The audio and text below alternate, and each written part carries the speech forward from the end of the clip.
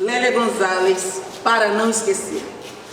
Saúdo todos os presentes, em especial aos organizadores desta celebração e às minhas ilustres irmãs, membros da mesa.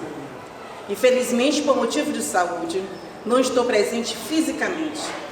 Sim, ela, Lélia de Almeida Gonzalez, é inesquecível.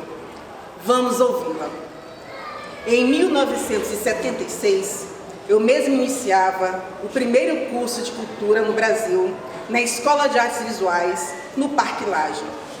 Justamente no momento em que, graças à nova direção, aquela instituição se renova, reunindo artistas e intelectuais progressistas, cuja produção implicava numa visão crítica da realidade brasileira. A Escola de Artes Visuais tornou-se o maior espaço cultural do Rio de Janeiro naquele período. Tanto que sua desativação foi determinada a partir de Brasília no início de 1979, com o afastamento de sua direção. Na fala, ela, como uma boa educadora e professora, reconhece e agradece a solidariedade e colaboração dos amigos e colegas da Escola de Artes Visuais, bem como dos irmãos e companheiros de militância. Nesses tempos sombrios, quero exaltar o compromisso de Lélia com a educação e a cultura em nosso país. O curso, que segundo ela analisou os valores culturais negros, assim como sua presença na formação cultural brasileira, permitiu-lhe fazer uma imersão na história e na cultura do povo negro, do qual se distanciara pelo processo racista de embranquecimento. Minhas companheiras, Raquel Barreto e Zezé Mota, com certeza, falarão com muita propriedade do papel dessa grande intelectual e protagonista de nossa história, porque suas ideias e reflexões continuam atuais e nos dão forças e equilíbrio para seguir na sua luta com fé, na humanidade e na história. Salve nosso ancestral, salve Lélia Gonzalez. Boa noite. Boa noite. Muito feliz com a presença de todas e todos aqui. Muito feliz com a presença das nossas convidadas para cá. Muito feliz em estar aqui hoje, muito feliz em fazer parte desse processo que não só é início, como é continuidade, e a gente não está encerrando, a gente está abrindo mais e mais portas. E para agora, gostaria de chamar Raquel. Muito feliz de vocês estarem aqui hoje. Agradeço a paciência de vocês terem esperado um pouquinho para a gente começar, e vocês esperaram aqui lindamente, a plateia está linda. Eu estou muito emocionada toda vez que eu falo de Lélia. Eu fico muito emocionada, mas eu não conhecia a Lélia, então é a emoção de quem pesquisou um tema, conheceu alguém pelo relato das outras pessoas. E muitas das pessoas que me narraram quem era a Lélia, eu não sou assim não, tá? Não sou da turma das choronas. Muitas das pessoas que me ensinaram, me educaram quem era a Lélia, estão aqui. Primeiro eu gostaria de saudar ao Januário Garcia, o professor, o amigo, fotógrafo. Obrigada, Januário.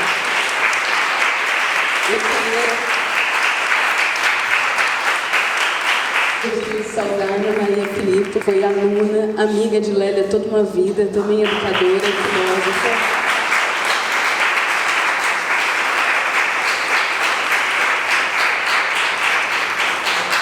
Gostaria de saudar a Elisa Larkin Nascimento, também amiga de Lélia, militante do movimento.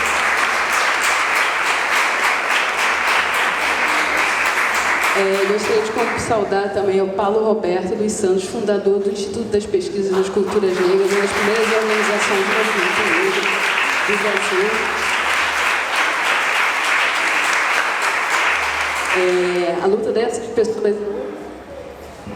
A luta dessas pessoas e outras pessoas negras anônimas é o que permitiu que hoje, em 2019, nós tivéssemos políticas de ações afirmativas no Brasil, que a comunidade negra, apesar de todos os percalços, atrasos, tivéssemos avançados bastante. Quem começou a se organizar durante a ditadura militar sabe dos avanços, né? Apesar do aparente retrocesso, do retrocesso que vemos, dos avanços que construímos nessa luta. Minha história com a Lélia começou na pesquisa de mestrado. Eu defendi o mestrado e comecei a pesquisa em 2002, defendi em 2005, na PUC, no lugar onde ela foi professora, a última instituição onde a Lélia ensinou. Fiz um trabalho, foi a primeira pesquisa acadêmica sobre a Lélia, que era um estudo comparado sobre a Lélia Gonzalez e a Angela Davis. E a partir daí, minha relação com a Lélia. Esse ano eu completava os 25 anos da passagem. No início do ano eu falei, eu quero comemorar isso de uma forma bonita. Eu faço doutorado sem bolso, então não vou chorar minhas pitangas aqui, mas vocês já devem saber como é que é a luta. Aí eu pensei, eu não vou fazer alguma coisa pequena para a Lélia. Se não for para ser grande e bonito, eu não vou fazer. E aí aquelas coisas do destino, um dia eu vim à biblioteca aqui do Parque Lage, encontrei, fui recebida pela Tânia, pela Rúbia, pelo Ulisses, que nesse dia estava lá, pela Juliana, e essas coisas aqui aconteceram. Então eu estou muito, muito feliz da gente poder estar realizando isso. E eu falei muito, mas eu perturbei o ouvido da Tânia. Eu falei, Zezé tem que estar lá, Zezé tem que estar lá, né? Tânia pode dar o depoimento dela, porque a Zezé tem um depoimento lindo, lindo, que ela sempre fala de como ela foi acolhida pela Lélia aqui, como a Lélia foi a professora que educou naquele momento que o movimento, muitas pessoas do movimento negro criticaram o Zezé. A Lélia acolheu o Zezé e a Zezé tem um depoimento lindo sobre a Lélia, sempre fala dessa memória. Então eu falei, se a gente vai comemorar a Lélia, que seja no Parque Lage, seja com a Zezé, para honrar essa memória e para honrar a Zezé também, né? Honrar a sua trajetória, a sua importância para as lutas negras no Brasil, para o que a Lélia fala ali, né, da sua importância para as artes nesse país, tá? Eu preparei... Estou assim nervosa, com o microfone assim. Eu preparei assim, vou comentar algumas coisas que eu acho que era importante a gente ressaltar. A gente está falando de uma pessoa, uma mulher de carne e osso como a gente. Então, a importância de falar de uma pessoa de carne e osso como a gente é a gente ressaltar os legados, né? O que ela nos deixou. E aí a primeira importância da Lélia é a Lélia educadora. A relação dela como professora é anterior ao movimento negro e é posterior ao movimento negro. Quando ela entra, começa a participar das reuniões do IPCN em 75, 76, ela já era uma professora, já era educadora. E quando ela já não está mais ligada ao movimento negro, já nos anos 90, ela continua sendo professora, continua sendo educadora. Então, esse é um legado muito importante da Lélia. A Lélia é professora, a Lélia é educadora de uma educação antirracista, e foi essa mesma Lélia, educadora, que aqui no Parque Lage fez o primeiro curso de arte e cultura negra. E aí, essa é uma citação da Lélia, essa é uma entrevista... Pode passar.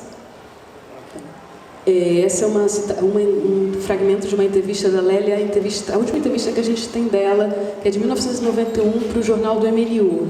E aí ela comenta da importância, eu achei, relendo isso, eu achei que isso falava tanto dos nossos tempos, né? Ela dizendo que ela, numa conversa com o Darcy Ribeiro, a Lélia enfatizando a questão da oralidade, da cultura oral, e o Darcy Ribeiro falava para ela da importância de uma cultura letrada também, né? Porque se a gente não tem acesso a esses instrumentos da cultura letrada, né, pelo que a Lélia, pelo que as pessoas narram e contam, a Lélia tinha uma capacidade de mover em registros do português mais formal e erudito ao português mais coloquial, ao ritmo da fala dela, era tudo muito particular, muito especial. Então, ela usando aí uma linguagem bem carioca da época, porque se não souber ler, dança. É arrancada da chamada civilização, não tem espaço, e vai ser aquele tipo de massa anônima que a gente vê nos romances de ficção científica, não é? Eu li essa parte hoje, me lembrei tanto desses nossos tempos das condições de trabalho que a gente vive hoje, como se forma uma massa anônima no Brasil, que no Brasil tem cor, né? E essa cor é uma cor parecida com a minha. Essa massa anônima aí, que não tem acesso à educação formal e cada vez mais excluída dos postos de trabalho. E aí a Lélia termina. Eu acho que o movimento negro tem que pensar seriamente essa questão. Sempre levantamos a questão da educação. E quando a gente faz um balanço das lutas negras no Brasil das últimas décadas, a gente sabe que a questão do acesso à universidade pública, políticas de ações afirmativas, cotas, tiveram um impacto significativo, né? Muito do que se avançou na elaboração de um discurso próprio, na formação de intelectuais negros, professores universitários, e essa era uma demanda que o movimento negro lá nos anos 70 tinha e que a Lélia encarnava também. Então, essa dimensão da educadora eu acho que é importante, já que a gente está numa escola de arte visual que propõe a pensar a educação de uma outra forma. Quem acha que vai pensar sobre isso é recuperar essa dimensão da Lélia, a Lélia educadora.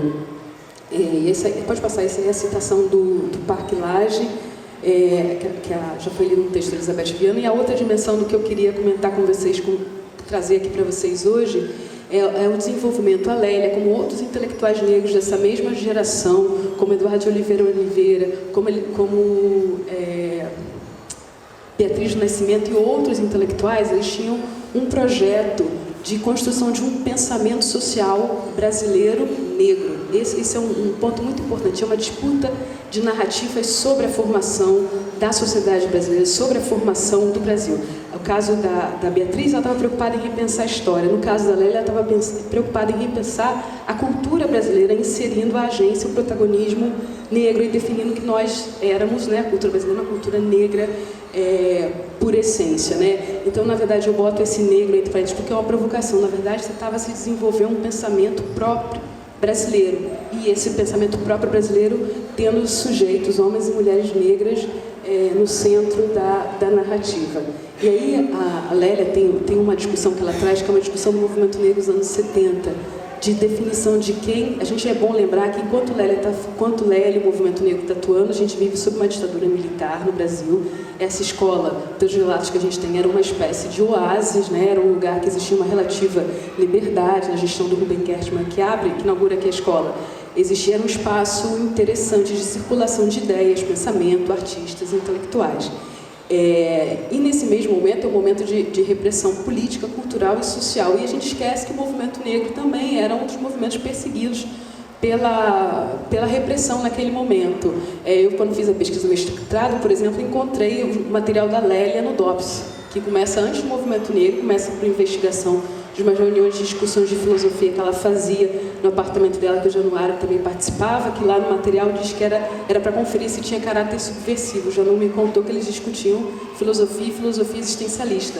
E ela era professora já da Universidade da Gama Filho, da Estácio da Gama Filho, e isso era averiguado. E quando ela entra no movimento negro, quando ela vai disputar as campanhas eleitorais, ela está sendo observada. Então, quando o movimento negro surge, ele não só se insurge contra a ditadura militar, e parte do pressuposto da ditadura militar é a ideia de uma democracia racial. Isso era um dos pressupostos de uma ideia de Brasil harmônico, que aqui não existia conflito, né? E a esquerda brasileira também sempre argumentava no mesmo sentido. O conflito era lá os americanos, lá existia um racismo, aqui no Brasil não existia racismo. Então, o movimento negro se insurge com essa contra-narrativa de nação, que é uma ideia de uma nação baseada na ideia de democracia racial, e a Lélia traz um ponto que é muito importante: nós somos uma maioria silenciada, não silenciosa, maioria silenciada. E esse conceito é uma diferença muito importante para a gente pensar a nossa diferença, por exemplo, com as relações raciais nos Estados Unidos, que é sempre o grande parâmetro de comparação. Nós somos uma maioria silenciada. E a luta do movimento negro, nesse momento, era que o maior número possível de pessoas de ascendência africana reconhecesse sua ascendência africana. Era para que a ideia de quem era negro no Brasil ampliasse, né? Essa era uma das lutas, uma das bandeiras, porque era uma das formas de quebrar o mito da democracia racial no Brasil. Essa é uma citação muito conhecida de um texto dela, por Racismo e Sexismo na Cultura Brasileira, que é o texto pelo qual a Lélia é mais conhecida, mas é só uma parte da produção dela. E nesse texto ela tem várias questões muito importantes, mas uma importante em particular é a necessidade da elaboração, da enunciação de um discurso próprio, em primeira pessoa, né? Como já foi mencionado aqui, a Lélia está ligada à chegada do pensamento lacaniano no Brasil, né? O M.D. Magno e a Beth Milan foram alunos do Lacan na França e fundam o colégio Escola Freudiana no Rio de Janeiro, que é a recepção do Lacan aqui. e a Lélia estava aqui. Tinha reuniões aqui, inclusive no Parque Laje, do MD Magro, isso está na documentação aqui da escola, que faziam esses debates. Então, ela está preocupada aqui quando ela fala da elaboração de um próprio discurso, também baseado numa perspectiva psicanalista lacaniana. A diferença, a Lélia era da sociedade porque a perspectiva lacaniana você não precisa ser de uma área de saúde para participar, basta você ter sido analisado. E ela teve uma experiência anterior que foi analisada pelo psicanalista junguiano. E aí a Lélia traz uma questão muito importante, que é o ato da fala, o ato das implicações de se falar, de elaborar em primeiro discurso. E esse tem aquela famosa citação que todo mundo lembra dela, falar de que tinha uns brancos muito legais, que fizeram uma festa pra gente, festa daquela, que branco, que falando pela gente. Mas o importante, a gente sempre se liga na parte que ela fala do discurso. Mas o mais importante daquele discurso é que ele mexeu as cadeiras. Vocês lembram que a imagem era uma cadeira de gente que falava sobre a gente. O impacto do discurso da Lélia é que ele desorganiza as cadeiras. Então, esse discurso, essa enunciação negra, que se fala em si, em primeira pessoa, e assume as implicações do que é um discurso em primeira pessoa, né? Esse é um dos pressupostos. Porque vocês lembram que o pensamento social brasileiro sobre a questão racial, construído nos anos 70, tem... basicamente, não só, mas tem um grande peso da elaboração de intelectuais brancos que estão falando sobre a questão racial no Brasil, ainda que a contribuição do Abdias, ainda que a contribuição do Guerreiro Ramos tenha existido, obviamente, a importância maior que se dá no campo das ciências sociais é a elaboração do Florestan Fernandes e outros intelectuais brancos que falaram sobre, não entrando no mérito da produção deles, mas marcando aí o lugar da produção do discurso, né, a produção do conhecimento, né? E aí uma outra dimensão, está um depoimento muito bacana dela, que está no Patrulhas Ideológicas, ela falando a respeito da necessidade dessa construção dessa teoria, que não seja uma teoria abstrata, distante, longe da realidade das pessoas negras, né? Então ela está sempre chamando assim para esse dado da experiência do vivido, a experiência das pessoas negras, mas também e que o movimento não se distanciasse das pessoas negras reais, né? E esse é um texto bem bonito dela falando sobre o Ileaê. Além de toda essa dimensão da intelectual, a Lélia tem uma dimensão da pessoa ligada à cultura popular, que participou da escola de samba Quilombo, vocês conhecem, a escola de samba fundada pelo Candeia, e também teve muito ligada, ela tinha uma relação, uma ponte muito direta com Salvador, com o movimento negro lá, e teve muito ligada ao início lá do Ileaê e a Noite da Beleza, que ocorre até hoje, do Ileaê, e ela foi jurada na Noite da Beleza do Ileaê, e essa é uma citação muito importante, que ela vai discutir o que a gente tem discutido hoje, a ideia de descolonização, né? A Lélia pode ser pensada, se a gente não falasse uma língua isolada no continente americano, a Lélia estaria sendo lida lá com aqueles pensadores decoloniais todos, porque antes desses caras estarem discutindo isso, a Lélia já estava falando de um pensamento afro-latino-americano. Isso é um dado muito importante, mas como o português é uma língua periférica nas relações, intercâmbios intelectuais na América do Sul, no continente do México para baixo, para ser mais preciso, a contribuição da Lélia fica bem esquecida. E ela está falando da importância da estética, né? Essa dimensão da cultura era um valor muito importante para ela, a cultura como instrumento de mobilização política, a cultura como um dado importante da presença negra do Brasil e como mobilizador. Então ela recupera essa valorização de uma estética negra que conscientiza as pessoas contra o racismo. Essa era a Noite da Beleza Negra, né? Lá do Ileaê. E agora já me aproximo aqui da conclusão. Eu separei essa imagem porque essa é da fotógrafa da Marina S. Alves, uma fotógrafa nova, negra da nova geração, mas esse trabalho eu não sei exatamente de quem é a autoria. Alguém sabe de quem? Tem vários lugares no centro do Rio tem essa imagem, que é a Lélia Gonzalez, numa técnica stencil, né? E eu peguei essa imagem aí para a gente pensar assim, nas memórias, né? Memórias é como a gente lembra da Lélia, como a gente continua lembrando da Lélia passado tanto tempo, outras gerações. Eu sou de uma geração que eu não conhecia a Lélia pessoalmente, e eu hoje falo de Lélia para gerações mais novas, então a gente já está falando de terceira geração, pós-70, né? Após a fundação do IPCN, do MNU, dos novos movimentos negros contemporâneos. Eu já posso falar que já estou na segunda, e a gente já está falando da terceira geração. Hoje, meninas mais novas, bem mais novas do que eu, falam de Lélia, registram a imagem de Lélia pela cidade e recuperam essa ideia da memória guerreira. Lélia Gonzalez, Mulheres Negras Decidem, que eu acho que é um dado muito importante das continuidades, né? Nós, O próximo depoimento da Lélia, dessa mesma entrevista do MNU, ela é muito bonita porque ela fala, a dimensão é uma entrevista que ela também tem um pouco de dor quando você lê, sente que ela tem muito ainda, ficou algumas coisas para se resolver. Eu estou fazendo spoiler, mas aqui fora tem um livro que reúne todos esses textos da Lélia, então vocês podem comprar o livro e ler o texto, a entrevista completa, mas ela, nessa entrevista, ela marca algumas coisas como a consciência da nossa temporalidade. Ou seja, a gente vem e passa no sentido de passar mesmo, e passa também a nossa experiência para quem está chegando. E aí me parece que os africanos podem nos ensinar muito. Precisamos ter a paciência revolucionária para verificarmos o seguinte: olha, sabe, não queira abraçar o mundo com pernas e braços. Você tem consciência histórica da temporalidade, do processo que vai te permitir ter muito mais tranquilidade no que diz respeito à tua inserção no movimento. Você adquire uma sabedoria, você verifica a sua temporalidade, seu tempo de inserção, o que você pode fazer e ter a humildade de dizer: eu posso dar contribuição e darei com todo carinho, mas eu não sou o único. Eu acho essa citação tão bonita, né? A ideia dela de que ela é parte de um movimento, ela é parte de uma experiência coletiva e que essa luta segue, né? Nós somos só parte. Então essa dimensão eu queria lembrar aqui de que nós, em Lélia, somos parte de lutas de outras mulheres e homens negros de outros tempos que continuarão depois de nós. E aí, só para concluir, eu gostaria de terminar aqui. Essa que eu acho que é uma ideia assim, muito, nessa entrevista ela fala da importância de a gente ter ferramentas da tecnologia, de saber usar isso. Fala do que ela tinha mencionado na entrevista, a diferença educacional entre jovens brancos e jovens negros, e fala uma coisa, conclui com uma coisa que eu acho que é muito importante, né? É a ideia de que nós temos que voltar para dentro do quilombo e nos organizarmos melhor, no sentido de dar um instrumento para esses que vão chegar e vão continuar o nosso trabalho. Então, eu concluo a minha fala com as palavras de Lélia. Obrigada.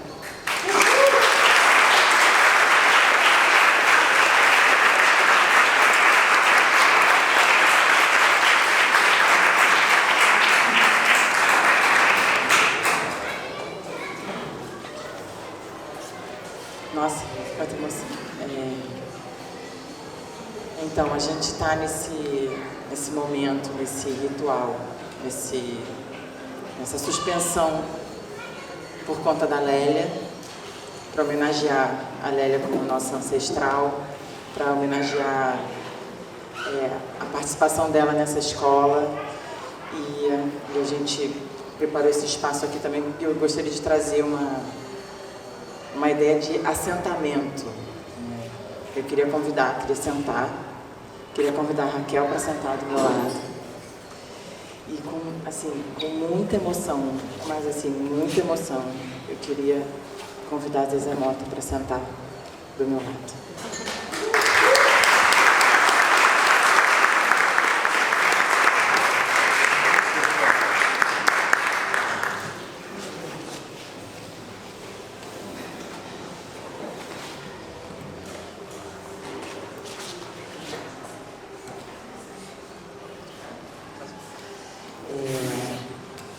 Gente, realmente hoje é um dia que as emoções não precisam ser escondidas. Isso é uma vantagem muito grande, se falando no termo de mesa, né, palestra, onde a gente normalmente tem que dar uma guardada nas emoções. As emoções podem fluir, mas que é um jogo de emoção que a gente pode ter aqui. Na verdade, é uma demanda de emoções muito fortes que a gente pode ter aqui. E essa formação de nós três aqui juntas, essa constelação feita aqui com nós três, para mim é algo muito potente, muito importante e revelador em relação a todo o trabalho que eu tenho feito, que eu fiz e sigo fazendo aqui no Parque Lage, porque entrando aqui como supervisora de ensino, trabalhando ao lado do Ulisses, com o Fábio, com a Rúbia, logo depois com a Tânia, com a Juliana, com a Luana, que está aqui também, e com vários professores daqui. A Lélia era uma presença muito forte. E não necessariamente por um fato que a gente pode ver como positivo, porque uma das coisas que eu mais escutava aqui é que depois da Lélia, nenhuma outra mulher negra tinha ocupado um cargo alto, muitas aspas disso, né? Dentro do Parque Lage. E isso já fazia 40 anos. Por um lado, é um peso muito grande, é uma honra muito grande e é um reconhecimento muito grande, reconhecimento de várias partes.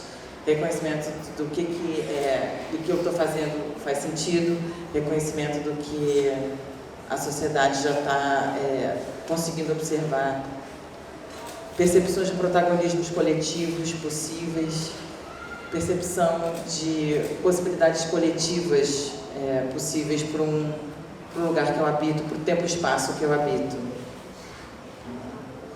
E a Lélia era uma pessoa, para mim como para a Raquel, era um ancestral. Tinha um espectro ancestral maravilhoso. Era alguém que eu me via, de uma certa forma, venerando, respeitando e correndo atrás para repetir, porque realmente vi depois da Lélia não era bolinho, né? Era um negócio puxado, porque essa mulher, é tudo um pouquinho mais, né? É tudo um pouquinho mais que tudo, né? Porque a ideia que a gente tem de tudo não dá conta do que a Lélia foi e segue sendo, né? Por isso que a gente está aqui junto. Quando eu fui convidada para vir para cá, para compor essa constelação que a gente está aqui agora, uma das questões era falar também desse trabalho de estar aqui, de como que essa escola está sendo pensada, vivida e como as contribuições já vindas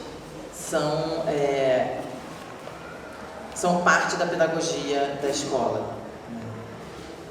A escola vem hoje, eu estou aqui desde o ano passado, vem hoje não só com o resgate, mas com uma percepção de potência do que a gente pode desenvolver em pensamento, em conceito e no que a gente pode fazer enquanto seres atuantes.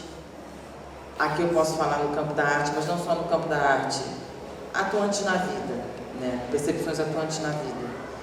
E a Lélia é incontornável para se desenvolver esse pensamento.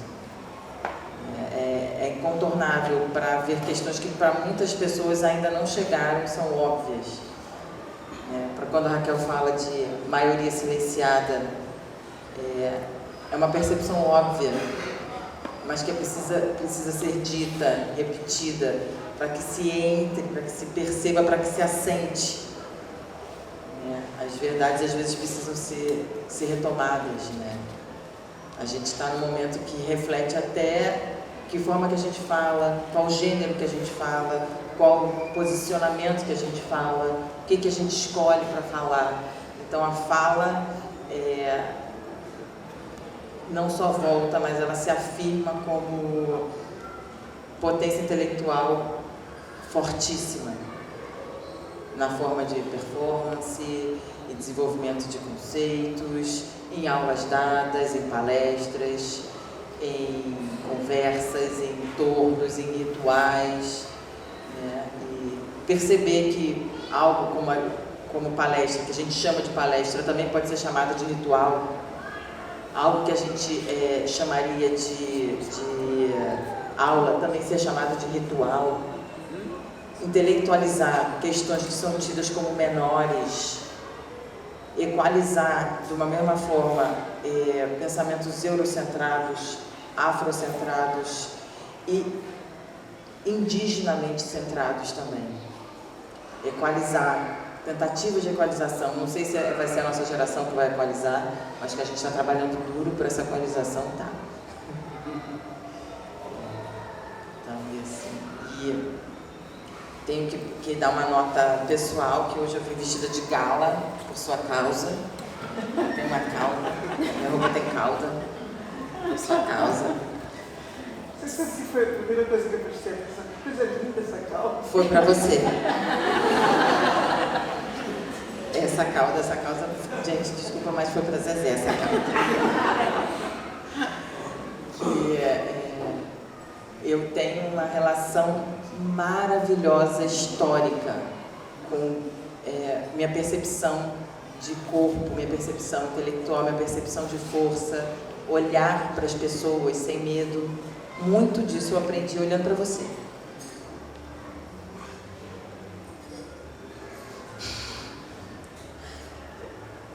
E eu agradeço vocês.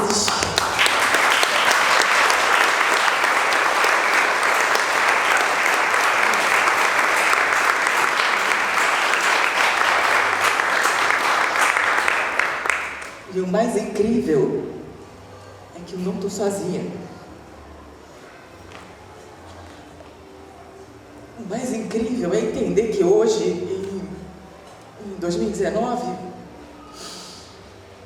tem muita gente aprendendo a olhar de frente, com tranquilidade, sem desafio, íntegra. E aprendeu com você. E eu passo isso para frente. Tem muita gente que acredita que a percepção de autoestima também é vista como um espelho. A gente percebe uma autoestima com pessoas próximas, parecidas, que a gente se identifica que tenham autoestima, inteligência, formação. E eu posso dizer para você que eu carrego seu legado. Tenho orgulho de falar isso tranquilamente, que isso não é meu.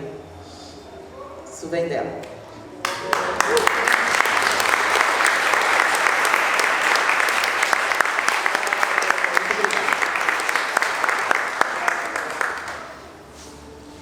E hoje, quando eu, falando várias línguas europeias, infelizmente por enquanto, já estou correndo atrás de falar outras línguas, pode deixar.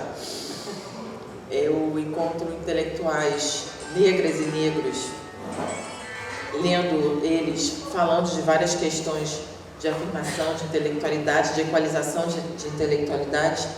Eu encontro algo que já existia aqui.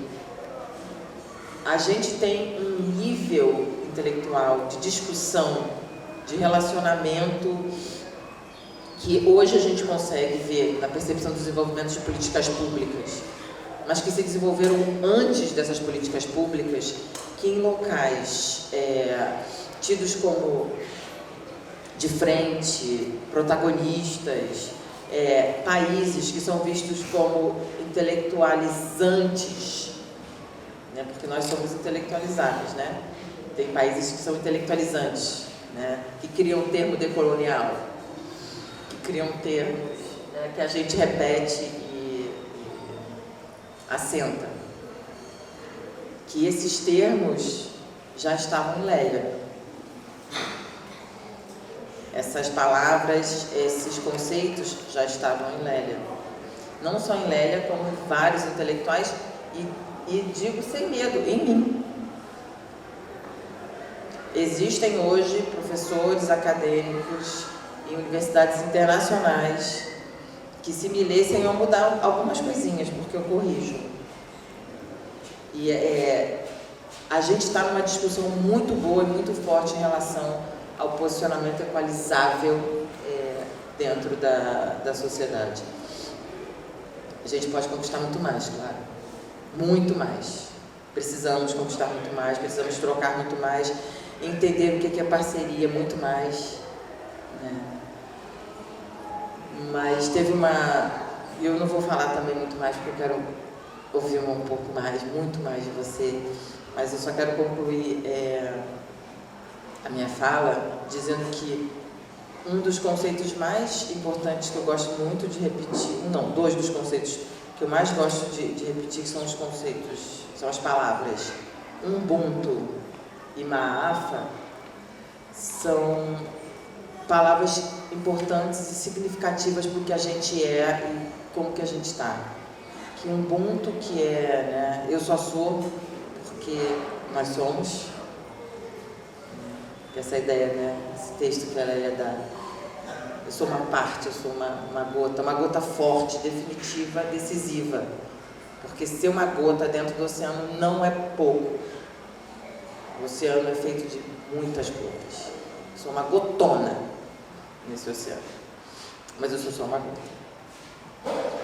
E Maafa, que é uma percepção vinda por uma outra intelectual, Marimbani, que trouxe, é uma palavra que já existe, já existia, Yorubá, que fala dessa questão que a gente ainda vive, que é esse colapso de pensamento que a gente pode traduzir em muitas questões, mas é esse uso do corpo africano, muitas vezes, muito fortemente com as mulheres, principalmente com as mulheres negras, que foram arrancadas do seu solo para desenvolver e crescer e ser base cultural do que a gente vive hoje.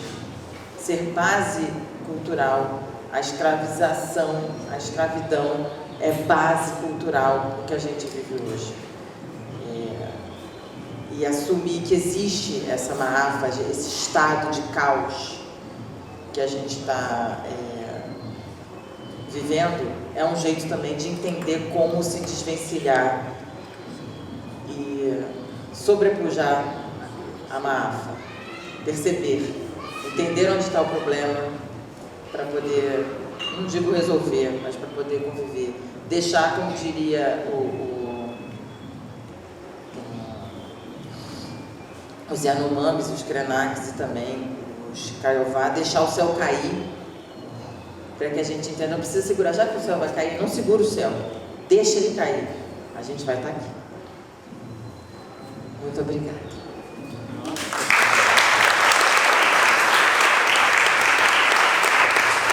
Boa noite a todos e a todas.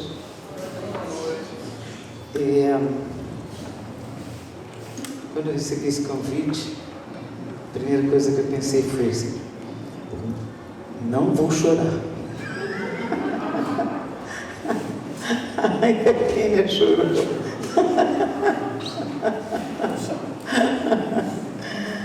Ai, meu Deus do céu. Bom, a minha fala é em forma de depoimento sobre a minha relação com Lélia Gonzalez e a importância de Lélia Gonzalez para todos nós, para o Brasil, para o movimento negro, para a sociedade, enfim, para a cultura. É inegável, todo mundo sabe, mas eu queria falar da importância em particular na minha vida. Porque muito cedo eu percebi que tinha alguma coisa errada, mas eu não identificava direito o que era. Muito cedo, quando eu digo, é na adolescência mesmo. Na adolescência, onde eu tive até um processo de embranquecimento por conta de vivermos num país racista e que pregava uma democracia racial. Por que esses questionamentos na minha cabeça na adolescência? Porque eu, na adolescência, morei no Leblon, num edifício de classe média baixa, e embora fosse um prédio de classe média baixa, a maioria dos moradores eram brancos. E as minhas amiguinhas da minha idade, eu estou falando dos 12, eu morei lá dos 12 aos 20 anos, nesse prédio, depois eu fui morar em São Paulo. As minhas amigas diziam: seu nariz é chato, sua bunda é grande e seu cabelo é ruim. Eu falei: gente, está tudo errado comigo então? E comecei a perceber que havia uma diferença aí, que havia um grupo que se considerava superior a nós, negros. E aí eu tive esse processo de embranquecimento. Eu pensei, eu alisava o cabelo, nada contra quem alisa o cabelo, que a gente não está aqui para patrulhar ninguém, cada um tem que fazer o que melhor lhe convier, o que tem que estar como se sentir feliz. Mas o meu problema é que eu alisava para embranquecer. Era um processo de embranquecimento, que é o que o Joelzito fala na negação. A negação do Brasil. Olha só, eu fiz parte e me esqueço, é que eu ando meio cansado. Na negação do Brasil.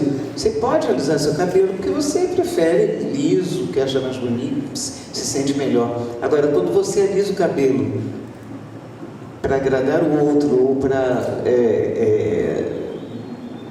se identificar mais com outro grupo, para se sentir mais bonita, não sei, aí é complicado.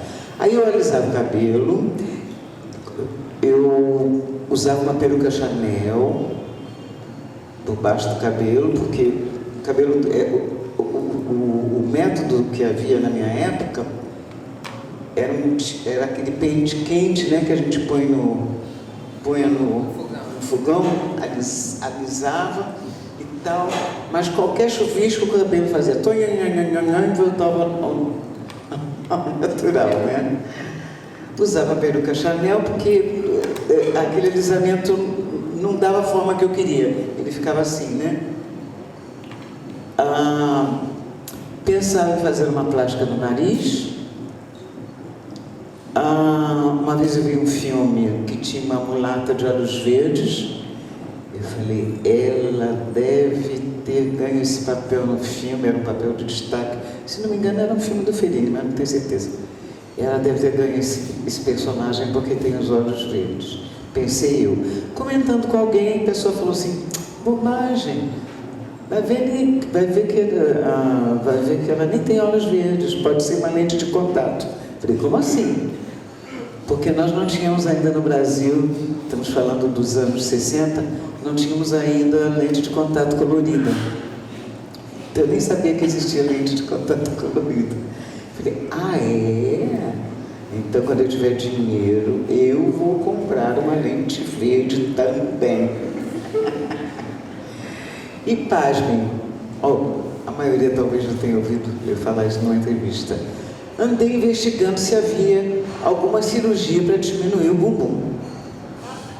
Vê se pode.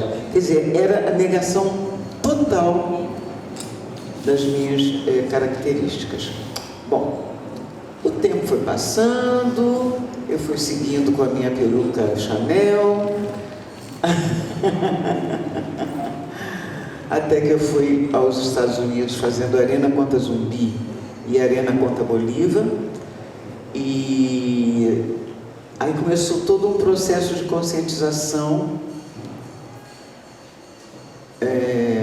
que me fez depois procurar Lélia. Chegando nos Estados Unidos, eu cheguei em pleno movimento Black is Beautiful, em 1969. E comecei a olhar aqueles negros lindos, com aqueles cabelos blacks desse tamanho, as mulheres também, não todos, mas muitos, e comecei a achar aquele povo lindo. E aí eu falei assim,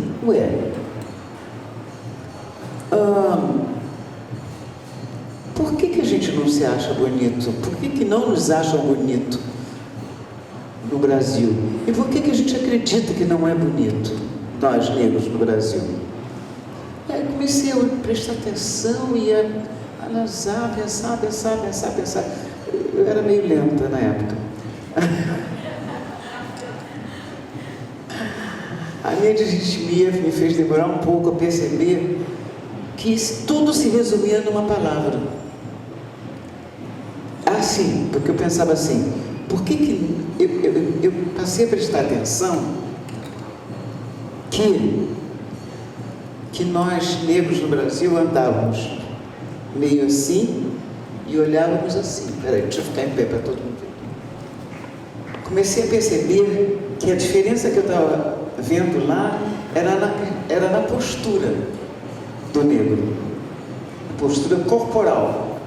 Que no Brasil a gente andava meio assim e olhava assim, de baixo para cima, em postura de submissão mesmo, e esse encolhimento é uma insegurança, enfim. Diziam que a gente era feio, a gente acreditava e ficava feio, né? Ficava feio, porque ficar assim não é bonito, né? E ele foi lá, por incrível que pareça, num país assumidamente racista, que eu falei, gente, então é isso. Temos que erguer a cabeça e deixar dessa história de acreditar de que somos inferiores e feios. E fiquei com isso muito na cabeça, e muito querendo voltar para o Brasil e fazer alguma coisa por essa causa. Mas eu não sabia por onde começar. Até que isso, estou falando de 69, voltei para São Paulo, continuei fazendo meus trabalhos. Aí me lembro que na minha adolescência, nesse mesmo prédio, um dia uma senhora veio me questionar, Zezé, você não tem mais, a dona Leda, o nome dela, você não tem mais procurado a minha filha, o que houve? Vocês eram tão amigas. Aí eu falei para ela, ai, sabe o que é? Eu ando muito ocupada. A senhora sabe que a minha mãe tem um ateliê de costura, ajudou ela na costura, estou trabalhando no Laboratório Moura Brasil, estou fazendo um curso de arte dramática, porque eu ganhei uma bolsa de estudos para fazer o tablado, estou fazendo um curso de arte dramática, não dá mais tempo para ficar passeando, porque era assim, a gente saía quanto tempo ainda que era possível.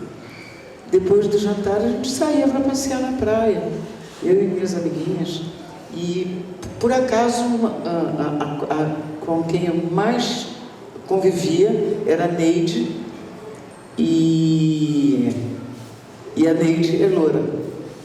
Nos vemos muito pouco hoje em dia, mas a gente se ama até hoje.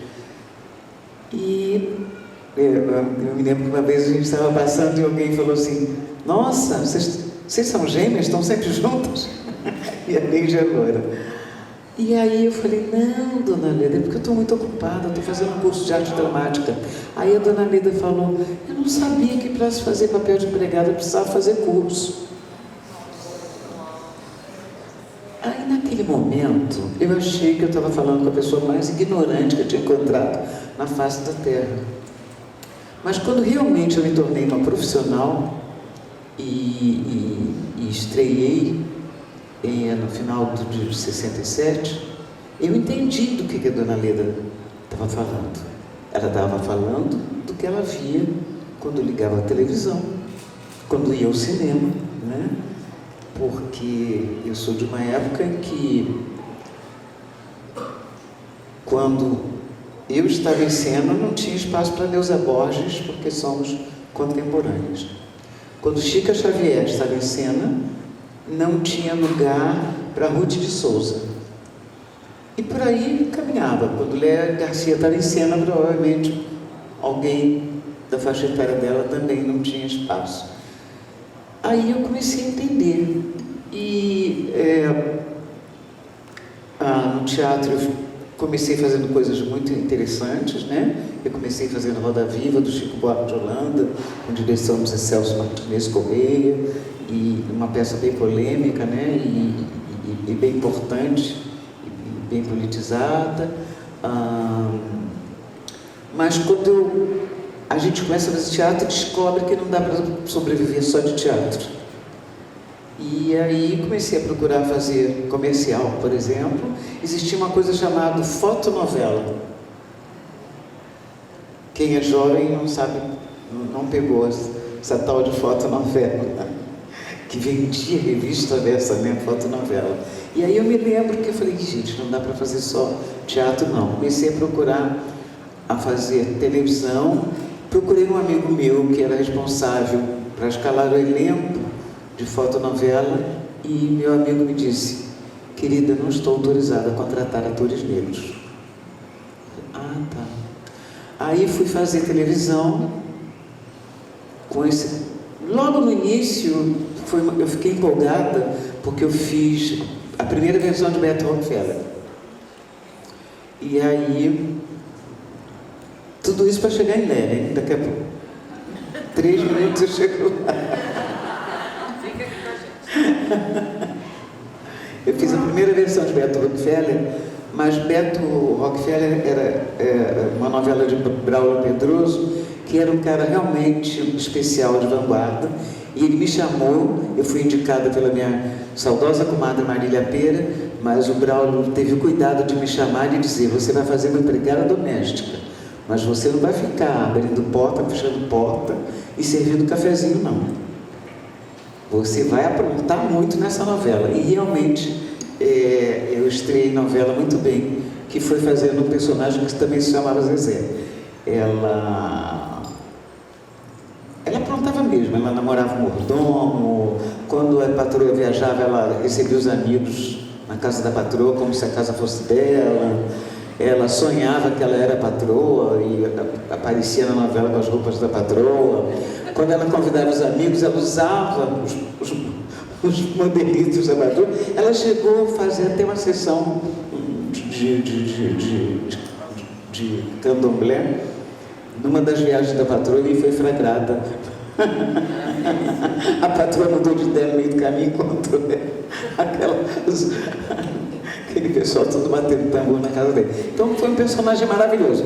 Mas depois desse personagem, gente, era começou, sabe aquela coisa de abre porta, fecha porta, sim senhor, sim senhora. Ou seja, a minha geração, os atores negros não tinham pai, não tinham mãe, não tinham filhos, não tinham família. Eles viviam a reboque da família para a qual eles serviam, né? Não tinha uma história. E aí eu fiz tantas empregadas domésticas que quando uma escola de samba resolveu me homenagear, que foi a Vinícius Vila Kennedy. Primeira escola? Arrastão de Cascadura. Arrastão de Cascadura. Quando resolveu me homenagear, tinha uma ala que era só de empregadas domésticas, o que mudava era a cor do uniforme, que era... tinha assim, todos os personagens que eu tinha feito, inclusive Chica da Silva, a Sônia do Corpo a Corpo, do Gilberto Braga, tinha todo mundo lá. E tinha uma ala só de empregadas com uniformes diferentes, com os uniformes que eu usei na novela. Bom, enfim. E aí eu fiz Chica da Silva, viajei pelo mundo, divulgando filme. Antes de Chica eu conhecia 3 países, depois de Chica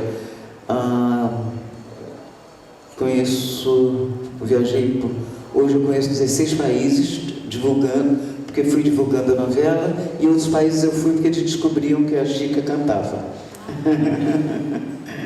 E aí tem até um cartaz lá em casa dizendo: não perca um show de Zezé Mota, atriz do filme Chica da Silva e Quilombo, que era para chamar público mesmo. Isso já em Nova York, né? Porque eles sabiam que podia ser que a pessoa tivesse até visto o filme, mas não tivesse guardado o meu nome. E aí depois que eu fiz Chica da Silva, eu fazia no mínimo 2 entrevistas por dia. Aumentou a minha responsabilidade, porque começaram a me perguntar como é que eu me sentia tendo sido protagonista de um filme que estourou no mundo, com toda a polêmica que causou, com todas várias pessoas faziam e fazem restrição ao filme, no sentido de que aquela versão do Cacá Diegues explora muito a sensualidade, etc, etc. Mas, enfim, o filme estourou no mundo inteiro e eu posso até dividir a minha vida entre antes e depois de Chica da Silva. Chica da Silva foi um divisor de águas na minha vida. Não estou rica, não, mas que... mas que mudou muito, mudou.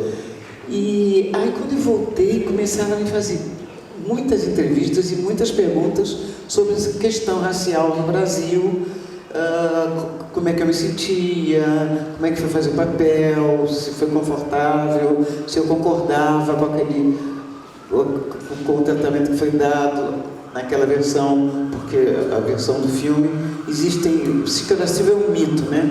Então existem várias versões sobre a Chica. E o Cacá Diegues que se baseou no livro do José Feliciano dos Santos, que ele se baseou nesse livro. E aí deu no filme que deu.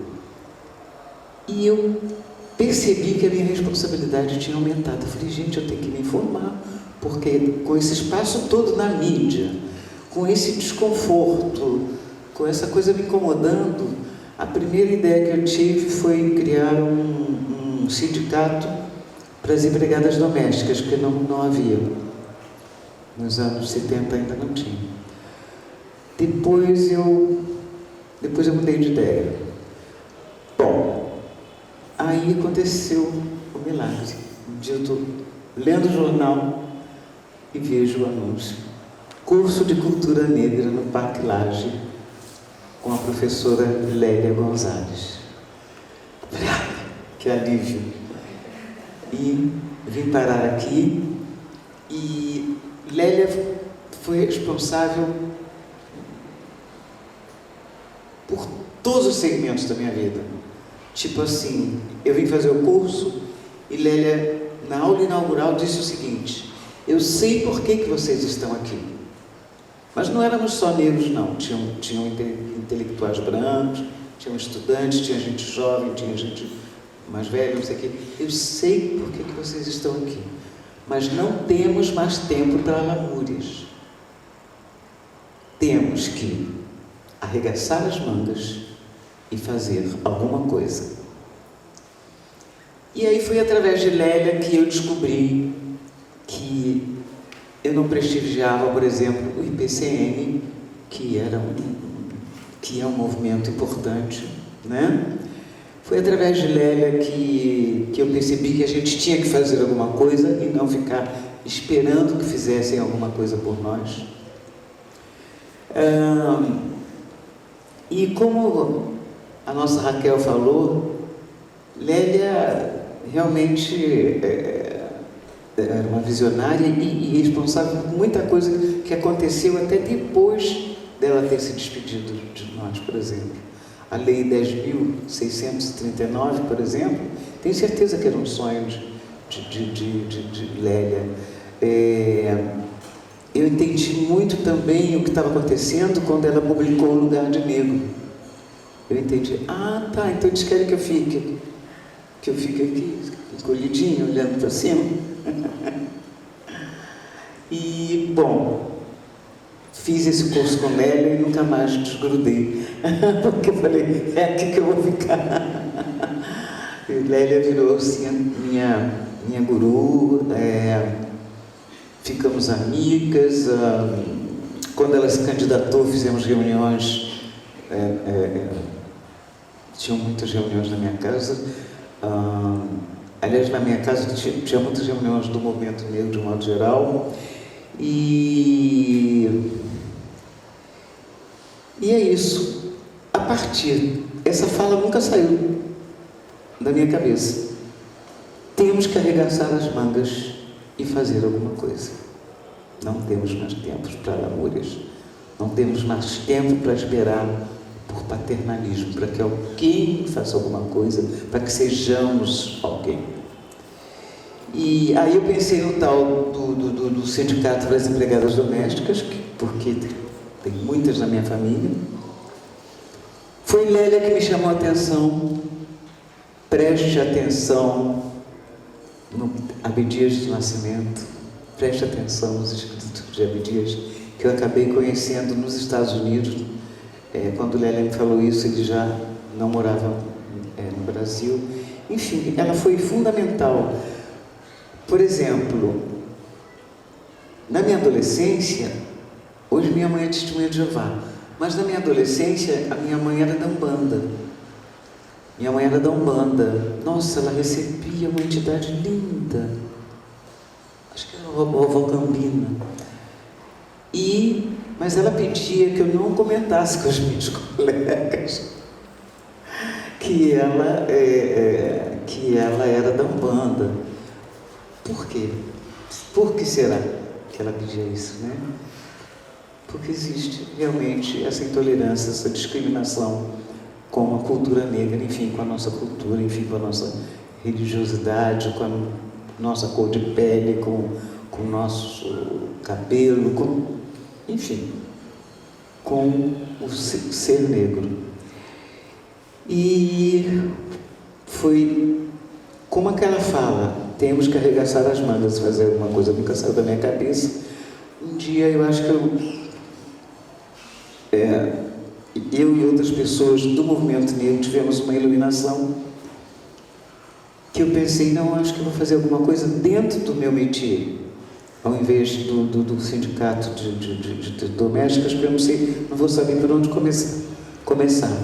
É aí que surgiu o CIDAM, que é o Centro de Informação e Documentação do Artista Negro. Porque quando eu voltei dessas viagens todas de Chica da Silva, eu olhei em volta e falei, cadê todo mundo? Eram umas meia dúzia de atores negros em cena. E cada programa que você via, só tinha lugar para um ou dois e sempre serviçais. Você só via muitos negros em cena se o tema fosse escravidão, né? Eram até bonitos, né? A abolição foi lindo. Né? Aquele seriado da abolição foi lindo. Todos negros, lindos, não sei o quê. Mas o tema tinha que ser esse. Escravidão. Como o próprio caso de Chica da Silva, né? Que eu protagonizei. E daí surgiu a ideia do CIDAM, que começaria com um catálogo de atores negros. Tivemos a sorte de, na época, termos no Brasil um presidente da Fundação Ford no Brasil, Michael Turner, que Deus o tenha, e que nos apoiou. Tivemos a ideia brilhante de convidar Januário Garcia, para quem eu peço também uma salva de palmas.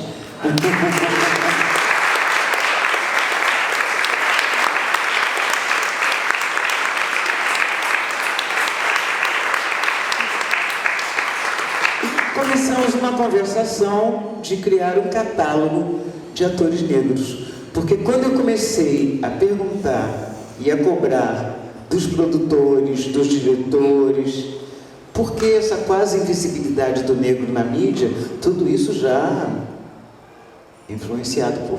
isso tudo já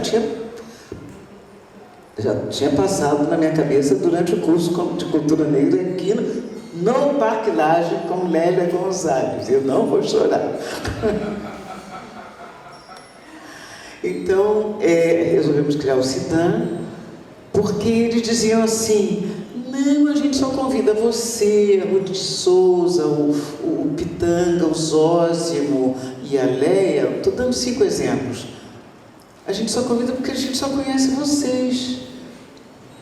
Aí eu falei assim, ué, a gente só encontra vocês. Eu falei, como é que se encontra os atores brancos e não encontra os negros? Eu falei, nós é quem temos que fazer alguma coisa. Então pensamos nesse catálogo, né, Januário? Que tivemos alguns apoios, o principal foi da Fundação Ford, e que começou com um fichário. Eu não sabia, material de fotografia é tudo muito caro, então nós tivemos um patrocínio, mas chegou uma hora que o dinheiro acabou, e aí a gente não conseguiu fazer o catálogo, né?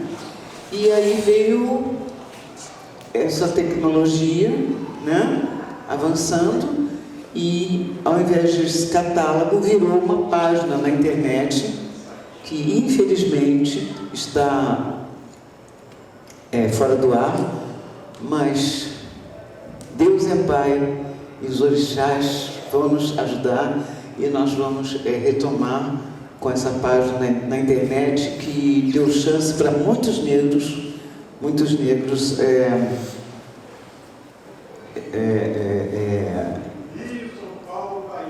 fizemos Rio, São Paulo e Bahia, né? Fotografamos atores no Rio, São Paulo e Bahia, e eu considero um catálogo nacional porque No Rio de Janeiro tem gente de todos os estados, São Paulo, idem, né? E assim vai.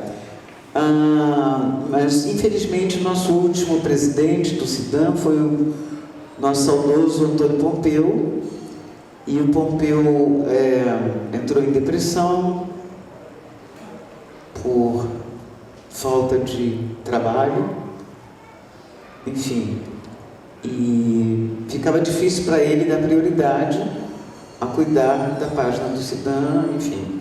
Essa página está desativada, mas vamos reativá-la, porque ela já deu muitos frutos. Tem pessoas trabalhando no exterior e essa página também deu frutos. Através depois que o CIDAM já estava funcionando como o seu fichário lá, e era muito curioso, né, Janói, que eram uns slides que quando a pessoa queria procurar o ator negro, ia lá e projetava o slide na parede. Esse aqui serve para o personagem, e aí convidava para o papel. Mas assim, só para dar um exemplo, quando eles estavam procurando um ator para fazer Madame Satã, a segunda versão, o diretor tinha visto o Lázaro Ramos fazendo O Paió na Bahia. E falou, nossa, esse cara é bom, hein? Um dia eu quero trabalhar com ele. Aí quando ele resolveu fazer a Madame Satã, ele falou, puxa, aquele ator seria perfeito, mas como encontrá-lo? Aí alguém falou, liga para o CIDAM. E o CIDAM, nessa época nem tinha sede, funcionava na minha casa mesmo. Aí ligaram e nós tínhamos lá no fichário, o nome, telefone, endereço, porque nós chegamos à conclusão, por que eles diziam que não encontravam os atores negros? Porque os atores negros, na sua maioria, viviam desempregados e não tinham um book para levar para os produtores de cinema, de teatro e de TV, né? O seu currículo com fotografia. Aí eu comecei em 1984, cada ator negro que eu encontrava foi até durante o Quilombo. Eu pegava, falava assim, dá uma foto sua que eu vou montar um catálogo. Isso antes de convidar o Januário. Vou montar um catálogo de atores negros, eu preciso de uma foto sua. Mas na época eu estava casado com o Messias Jacques Tadeschi, né? E ele disse que é um historiador e um pesquisador na área do negro. E ele falou, Zezé, não é assim. Olha para essa foto e olha para... Como é seu nome? Felipe. Olha para essa foto do Felipe e olha para ele. Aí eu olhava. É mesmo, ele não é nem parece a mesma pessoa. Por quê? Os atores negros como viviam desempregados, em sua maioria, não tinham dinheiro para fazer um book com uma foto recente. Né? Então, surgiu essa ideia, que depois virou essa página na internet, e aí ligaram para o CIDAM, nós fomos lá no fichário, tínhamos lá o telefone do Lázaro, ainda vivendo em Salvador, e Lázaro desempenhou divinamente o papel e nunca mais saiu de cena. Isso é apenas um exemplo assim, simplesinho, básico. Mas nós temos alunos, eu tenho um aluno que outro dia chorei pra caramba. Eu tenho mania de pegar o CIDAM para mim, mas não é meu não. Nós tivemos um aluno que foi morar na Alemanha e acabou ficando por lá e montou a vida do Bispo do Rosário em alemão. E foi nosso aluno. Depois ele trouxe aqui para o Rio de Janeiro e eu assistia, eu não sabia se eu assistia ou se eu chorava.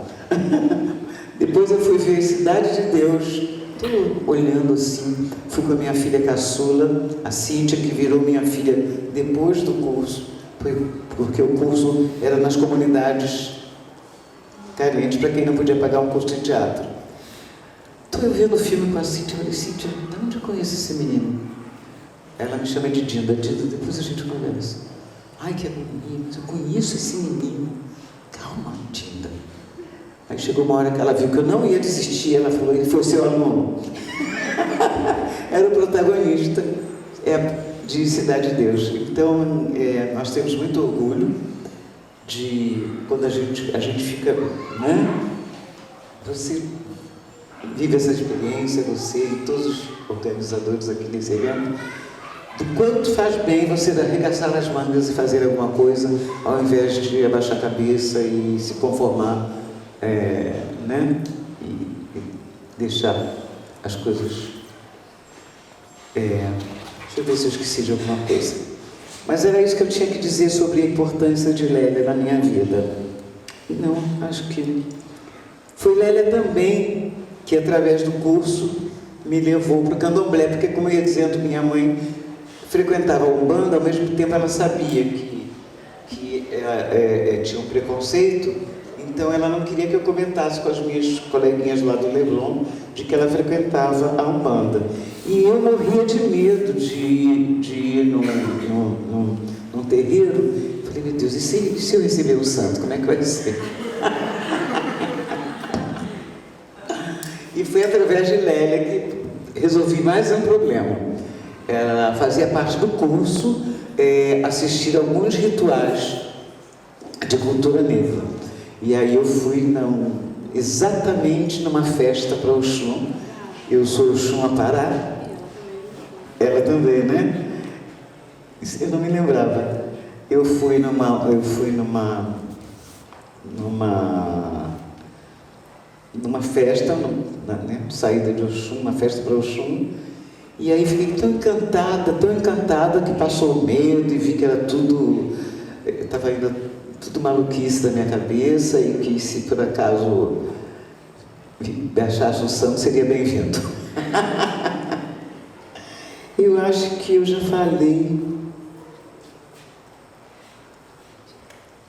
Deixa eu ver se eu esqueci alguma coisa aqui. Essa lei, por exemplo, de contar a história do negro entrar no currículo escolar, né? Quando a lei saiu, ela já nem estava mais entre nós, né? A Lélia se preocupava também com a questão de cotas, porque ela sabia que através da educação, né, é que a gente chega lá. Ela sabia que com cotas nós teríamos mais negros nas universidades, enfim, mais negros chegariam onde ela chegou. Nos livros dela a gente aprende muita coisa. O Lugar Negro é um livro muito importante.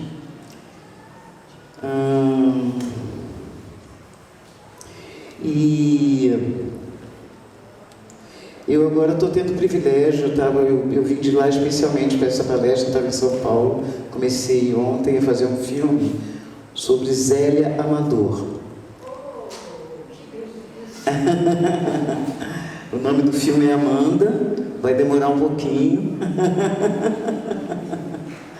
E eu faço uma participação muito importante, porque sou eu quem oriento a Amanda, sou eu quem conscientizo a Amanda sobre a questão racial no Brasil, como a coisa funciona.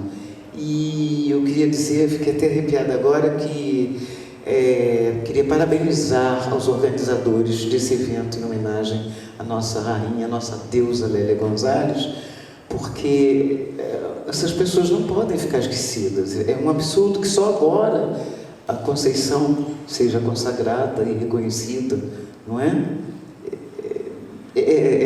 Não dá mais para que os brasileiros não saibam que os Rebouças eram negros, não é? Não dá mais para que as pessoas não saibam quem foi Carolina Maria de Jesus. Eu tive o privilégio de fazer um curta-metragem sobre a vida dela, e agora foi lançado um livro sobre Carolina. Acho que é a primeira vez que se escreve sobre ela, né? Porque ela escreveu 5 ou 6 livros, mas o Tom Farias escreveu agora um livro sobre Carolina Maria de Jesus, e existe um projeto para que isso vire um longa-metragem, e onde quer que Lélia esteja, ela deve estar muito feliz, porque em todas essas mudanças que estão acontecendo, tem o dedinho dela lá, tem a contribuição dela lá. Era o que eu tinha para falar sobre Lélia, e eu gostaria de encerrar minha fala homenageando os organizadores desse evento com uma canção. E dedico a todos os presentes também que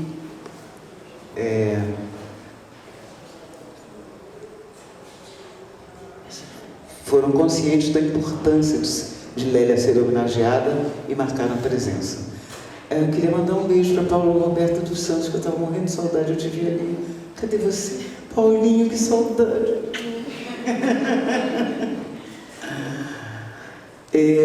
Tem uma música no meu repertório que eu gosto muito de cantar em ocasiões especiais como essa. Chama-se Minha Missão. É de Paulo César Pinheiro e do saudoso João Nogueira. E o João Nogueira me disse que a letra fala da missão do artista, mas que, na verdade, a intenção é abranger todos os seres humanos que cumprem com dignidade sua missão nesse planeta. Vai para você, minha amada, vai para todas as pessoas que estão aqui presentes, vai para todos os organizadores desse evento.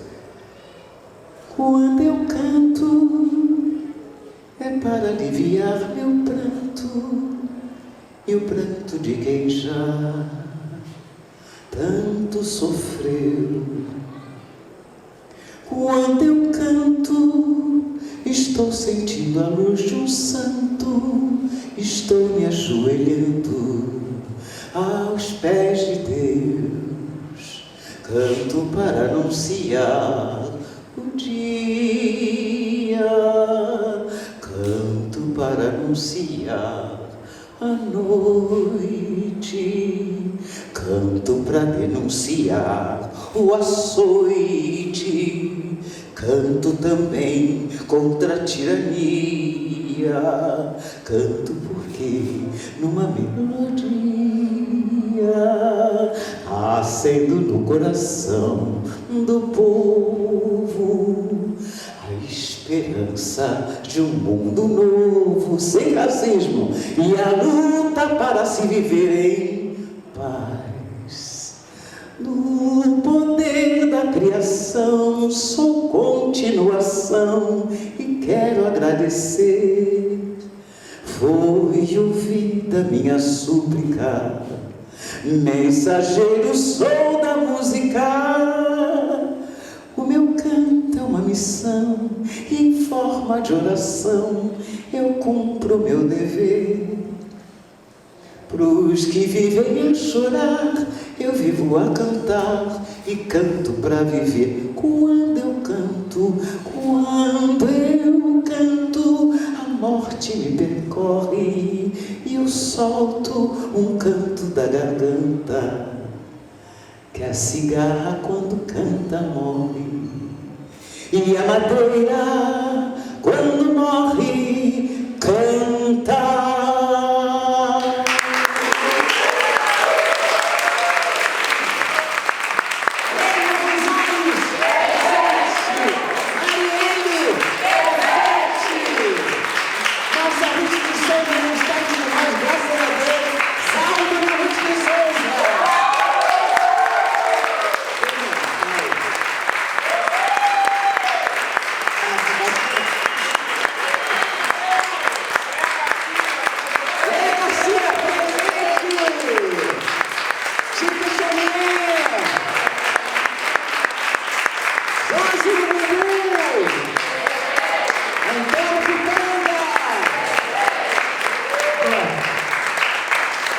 Se nós formos homenagear a todos que realmente merecem, a gente vai ficar a noite toda aqui. A gente agora abre para perguntas, se alguém quiser fazer alguma pergunta para a Zezé.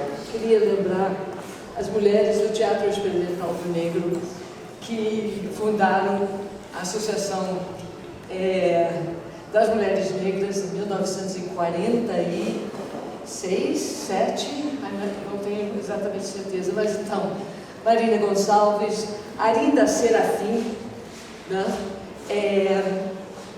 A Guiomar de Matos, que escreveu também, ainda nos anos 40 sobre a falta da imagem do negro no livro didático, Marieta Campos Damas e muitas outras mulheres negras dessa época.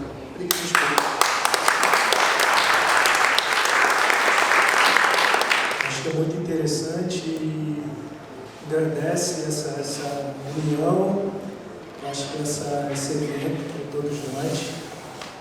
E a minha pergunta acho que é bem simples. Como vocês, na mesa, analisam o nosso cenário atual como negros e de que forma a gente consegue unir, né, tanto o branco, o negro, sem criar uma rivalidade. A gente está no espaço, que é aqui o Parque Lage. Hoje eu pude perceber assim, um pouco que eu dei uma caminhada aqui, está tendo um circuito para crianças, para famílias. E ao andar por ali, eu não vi essa integração, eu não vi a nossa gente. E o quanto isso machuca, o quanto isso é doloroso e que a gente ainda está, o nosso passo ainda está muito curto para a gente encontrar essa igualdade, esse respeito, essa esperança em tudo que a gente deposita. Bom, é isso. O que vocês acham? Então, a pergunta não é tão simples, né? É uma pergunta complexa. Eu acho que o primeiro lugar é pensar em termos de território onde a gente está. A gente está num lugar elite, super elite dessa cidade, essa escola, né? Por mais esforços democráticos que ela esteja fazendo pela inclusão no corpo de alunos, por exemplo, de mais alunos negros, o corpo de professores é ainda um corpo branco, né? Então acho que é importante pensar de como é que essa escola vai se enegrecer, como ela vai se indigenizar também. E eu acho que, para além do Parque Lage como microcosmo de observação, né, de como o racismo estrutural, institucional funciona e como o racismo na geografia, né, a gente está numa área privilegiada da cidade, então mesmo o evento seja gratuito, as pessoas de onde eu venho não vão sair para vir aqui porque tem uma barreira de exclusão, né, não dita. A gente nunca precisou de Jim Crow nesse país para dizer qual era o meu lugar, né, qual era o nosso lugar e qual era o lugar dos brancos. Eu acho que esse é um microscópio de observação. A gente está num lugar privilegiado de observação das artes visuais, que é um dos espaços assim mais brancos, né, por assim dizer, brancos e masculinos, né? Até a presença das mulheres brancas também é extremamente reduzido. Mas para além do microscópio, que é o microcosmo, que é o Parque Lage, o racismo ele é um problema estrutural, institucional no Brasil. Então, a luta antirracista no Brasil, o protagonismo é nosso, mas é uma luta pela transformação da sociedade brasileira. Então, para que avanços sejam feitos, é necessário que a população branca, os eurodescendentes desse país, se integrem ao projeto da luta pela superação do racismo, né? E se não houver essa consciência também de que é necessário alianças, né, políticas, para além da nossa comunidade negra, o protagonismo é nosso, mas como é uma transformação social, é um projeto de país, ele precisa ser feito em conjunto, né? Então, eu acho que eu não respondi a sua pergunta, que você queria uma divagação muito maior, mas é um projeto de país, né, que não nos incluiu, quando esse país foi pensado, ele não nos incluía. A ideia é que a gente ia ser exterminado na terceira geração, não era para a gente estar aqui, e a ideia, a política sistemática que o Estado brasileiro vem adotando em relação à população negra é de genocídio, né? A gente nem precisa citar todos os casos de violência policial que não são aleatórios, ela é parte de um projeto que se instaurou no Novo Mundo, pós-abolições em todo o continente, de que populações negras deveriam ser exterminadas, populações negras e indígenas também. É bom de retomar isso também, a experiência de povos originários do continente que também passam por processos de extermínio e genocídio. Então, é um projeto mais amplo.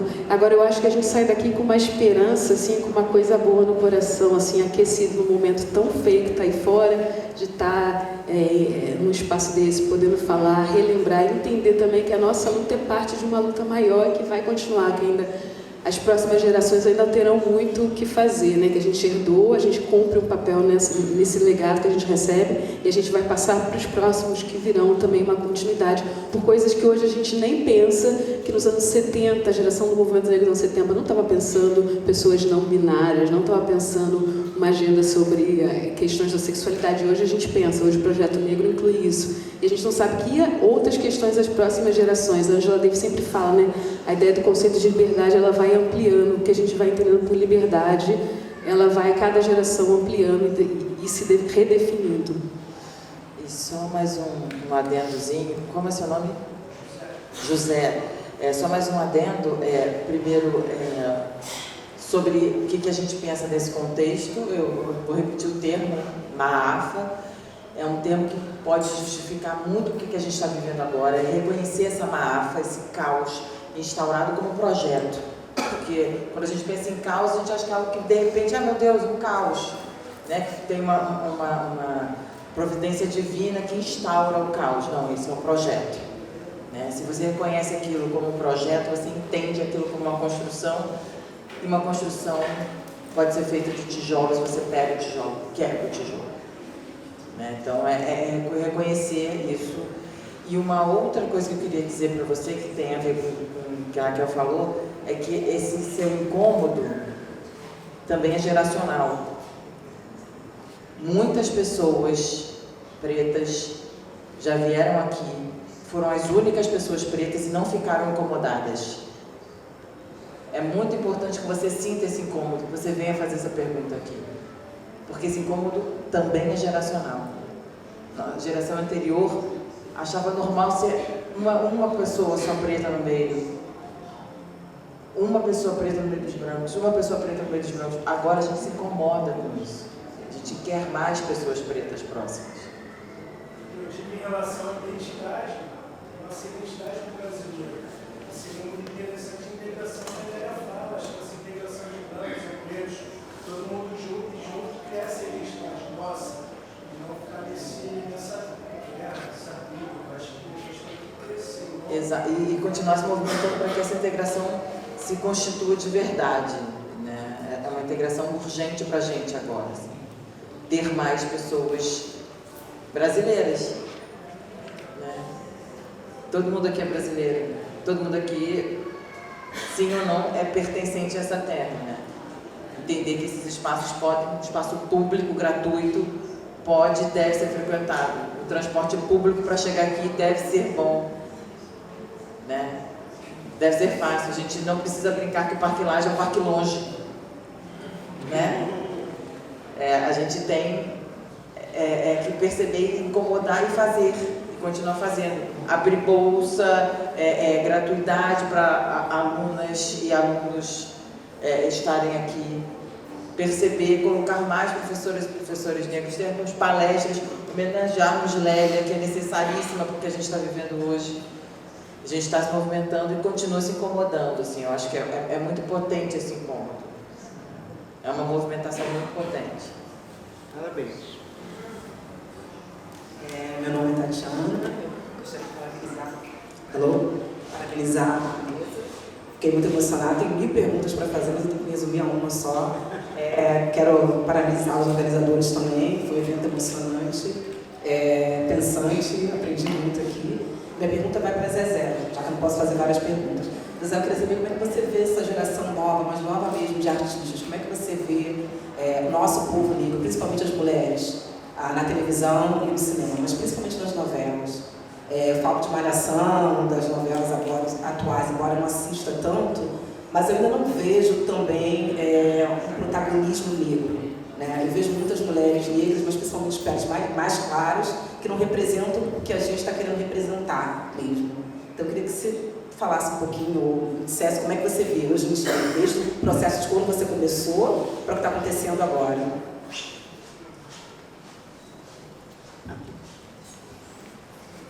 Então, infelizmente, eu vou ter que te contrariar, porque são 51 anos de carreira. Se está te incomodando agora, imagina 50 anos atrás como é que era a situação. Era bem mais complicado, bem mais complicado. Eu, outro dia, por exemplo, eu fiquei muito feliz porque eu estava contracenando com uma atriz jovem Na última novela que eu fiz uma participação, que era O Outro Lado do Paraíso,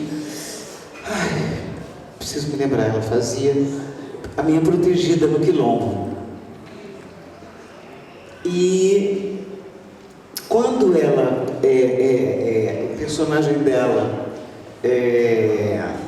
vai fazer faculdade e sai do Quilombo e vai morar na cidade, existe uma coisa chamada direção de arte, que te diz como vai ser o seu cabelo, que roupa que você vai usar, se você vai ter maquiagem ou não, etc, etc. Eu me lembro que alguns anos atrás eu fiz uma empresária e me disseram: você tem que alisar o cabelo, porque todos os seus funcionários vão usar trancinha. E você tem que estar acima, porque você vai ser a dona da pousada, de uma pousada em Búzios. E eu falei: mas eu não estou com vontade de alisar o cabelo. Falou assim: então não vai dar para você fazer o personagem. E com toda a bagagem que eu tinha, eu sabia que era importante eu ocupar aquele espaço. E eu alisei o cabelo, falei: bom, aquela não sou eu. Repito, nada contra, mas eu falei: o ator, ele tem que estar a serviço do personagem. Então eu fiquei muito feliz dessa atriz. Nessa novela, ela é muito jovem, disseram: agora você vai morar na cidade e vai ter que tirar esses cachinhos aí que você está usando. Ela falou: prefiro sair da novela. Eu achei isso lindo. E eles tiveram que engolir. Ela foi, fez a faculdade. Ela não podia sair, ela era co-protagonista. Ela foi fazer a faculdade dela, ela visitava o Quilombo e ela manteve o cabelo dela do jeito que ela queria. Então, tem avanços e tem coisas que regridem. Mas eu tô achando essa geração um pouco mais ousada do que a minha. E estou achando isso muito bom. E todo programa que eu vou ver, assim, eu vejo muito pouco, não tenho muito tempo, mas eu sempre conto quantos negros tem. E vejo que de 50 anos para cá mudou. Né? Tem mais de uma pessoa mais de um negro do que na minha época. Mas isso não significa que está resolvido a questão do negro na mídia. Temos muita luta pela frente.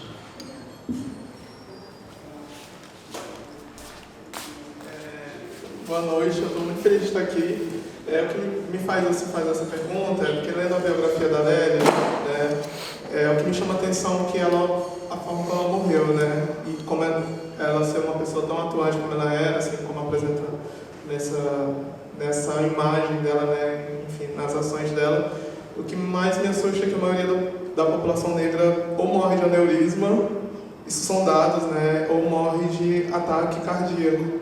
Né? E eu acho interessante que a gente precisa buscar novas narrativas, porque a gente não quer adoecer, a gente não quer adoecer da nossa psique. E o que a gente pode fazer para mudar esse lugar de ação de forma tática, de forma estratégica, para que a gente não morra nem de aneurisma cerebral e nem de infarto fulminante, que foi o caso como acometeu o corpo dela e acometeu a vida dela, né? Porque ela morreu relativamente jovem.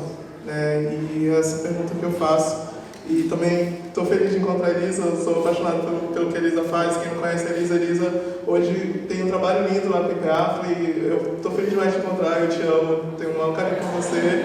E viva a minha dia de nascimento, eu estou muito feliz por estar aqui, por conhecer a Lélia Gonzalez através dos meus estudos. Foi que eu conversei com a Zezé, que sou muito grato por ter pessoas como ela e como tantos outros que abriram caminho. Porque eu estudei teatro, eu nunca tive nenhuma referência negra, minha referência toda foi branca. Né? E feliz também por ter encontrado a Lélia nos meus estudos, né? E ter esse momento da gente estar aqui, e essa pergunta que eu faço, né? Porque isso realmente me incomoda muito, né? Que a maioria da população negra morre dessa maneira e nós não podemos tolerar isso. Por isso que eu cuido dos meus, eu cuido da minha família, eu cuido da minha avó que me criou, da minha tia, porque todas essas mulheres sofrem. Todas essas mulheres estão nesse lugar de dor e de angústia, né? A solidão da mulher negra e, enfim, uma série de outras questões aí que a nossa sociedade passa. E eu reconheço muito no que a Zezé Mota falou, quando ela fala que ela queria fazer plástica. Eu estava comentando com minha amiga que em algum momento da minha vida eu queria ser o Ken preto, para ter ideia, mas a partir do momento que a gente afirma a nossa identidade, a gente busca mesmo, se estiver com o nariz da maneira como a gente quer estar, com os lábios grossos que a gente quer estar, porque é a nossa identidade, e é assim que a gente veio ao mundo, né? E como isso nos fere, como isso nos machuca. E muito obrigado pelo seu depoimento, pela sua trajetória, e isso nos inspira muito a todos nós aqui, não só atores, atrizes, ou nós que estamos em outras áreas afins. E a gente se espelhando em pessoas como você também, que esse choro é um choro que cura, e a gente toma cuidado para não adoecer, porque a gente não quer adoecer mais não. É isso, obrigado.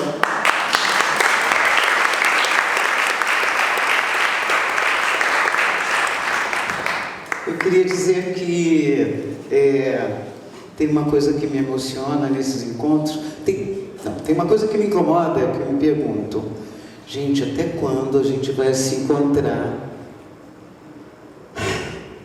para falar do quanto é difícil, do quanto é doloroso, do quanto é sofrido ser negro no Brasil, né? Eu acho que nós temos, por exemplo, agora um desafio, que é a questão do salário da mulher negra, né? Que ganha menos que o homem e menos que o branco.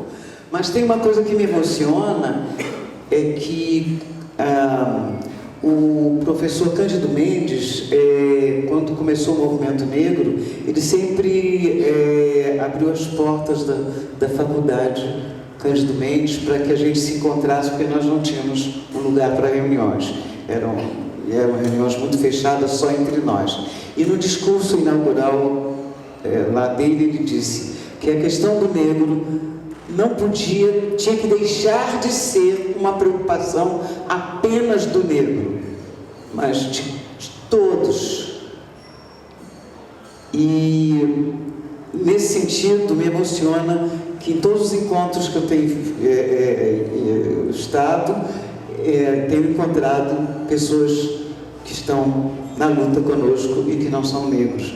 Quer dizer, são raros os brancos no Brasil, mas se a gente tem na plateia meia dúzia de brancos que são nossos aliados, é um avanço.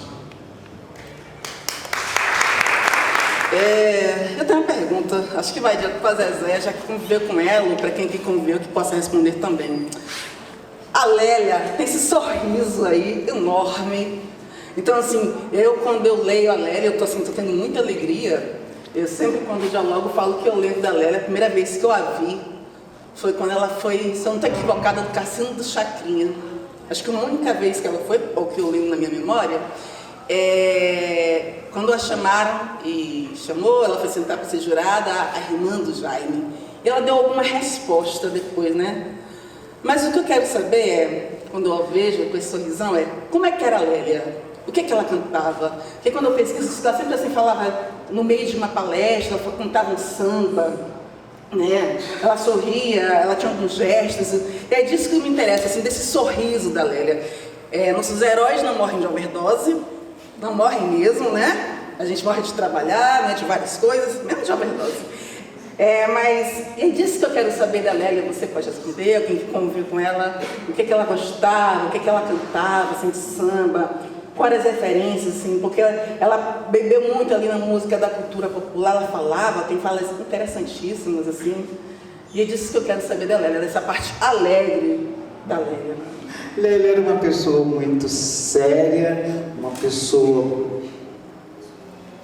perseverante, obcecada por justiça e tal, mas era uma intelectual do tamanho do mundo, mas nunca tirou os pés, nunca deixou de ser uma pessoa simples e alegre.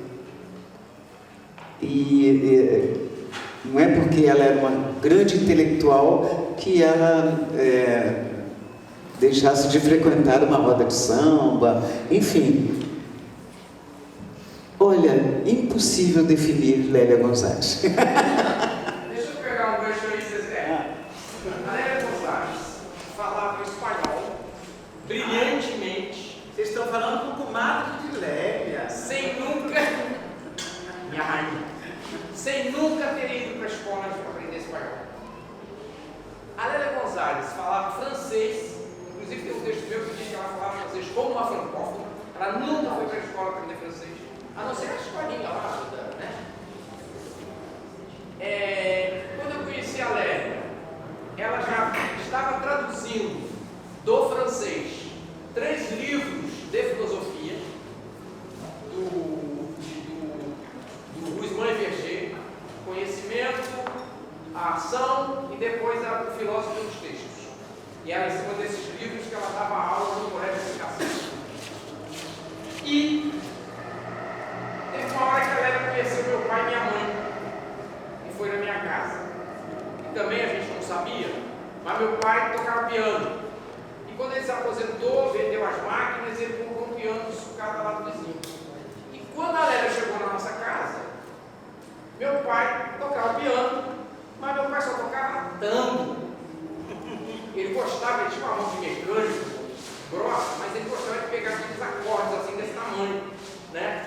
Então a Lélia passou aí, Lélia e Luiz Carlos Gonzalez passaram aí na minha casa. E Lélia, minha mãe fazia comida lá na cozinha, eu ficava aqui não sei onde é que eu vou, não sei o que eu faço, né? E meu pai era no piano, naquele monte de acorde assim, e a Lélia cantando, né? Corrientes, 3, 4, 8 e tudo mais, os carros da vida, então ficava a tarde inteira cantando tango. É uma coisa que ninguém sabe que a Lélia cantava tango, adorava, além de gostar de samba, além de fazer enredo lá no Candeia, né? Fez também enredo na escola de samba da Ladeira dos Guararapes, onde ela morava, né? Tinha uma escola de samba ali em cima da Ladeira dos Guararapes, e ela fez enredo para a escola de samba da Ladeira dos Guararapes. Né? Isso está naquele currículo dela que eu fiz que está aí na internet. Né? A gente contou isso lá. Mas ela cantava tango, especialmente, adorava os Beatles, conhecia os Beatles, aprendeu inglês também sozinha, quer dizer, aí já ajudada por alguns amigos que estavam juntos, né? Como o Arthur, que você conhece também, né? Mas Lélia foi poliglota sem nunca ter ido para a escola, por conta da vontade e da garra de se comunicar, de ser do mundo, né? E compreender a realidade do mundo. Já falei demais, chega.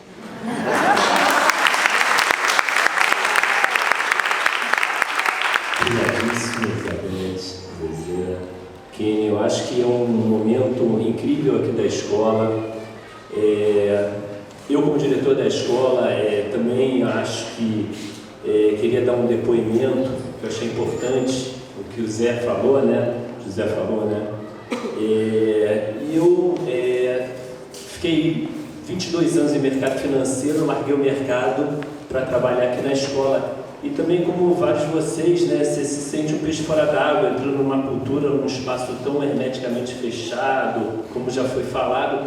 E sempre o meu objetivo aqui foi realmente fazer com que essa escola se abrisse cada vez mais para todos, né? Eu acho que, indiferente do gênero, indiferente da cor, somos todos iguais, somos todos brasileiros, indiferente da religião, né? E eu, particularmente, também, um povo perseguido, massacrado, eu sou judeu, então tive vários casos da família, de avós, bisavós que morreram, é uma minoria também. Hoje volta essa questão, né, com essa direita radical, né, volta essa questão do nazismo em alguns países europeus, que é uma coisa que preocupa todos nós também.